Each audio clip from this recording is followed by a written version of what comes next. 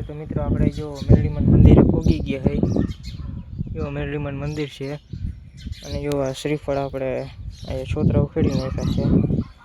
હવે આપણે અંદર ધરીને નારિયેલ વધારી નાખી તમને આગળથી મેરડીમન મંદિર બતાવું. જો આ સાઈડ પાટો છે, આ સાઈડ એક પાટો છે. જો કોમેન્ટમાં બધા જય મેરડીમાં લખી નાખજો.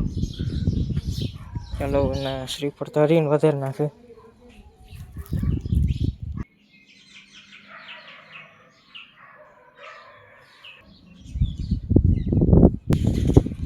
તો શ્રીફળ હવે ધરી દીધું છે અને શ્રીફળ આપણે વધારી નાખી.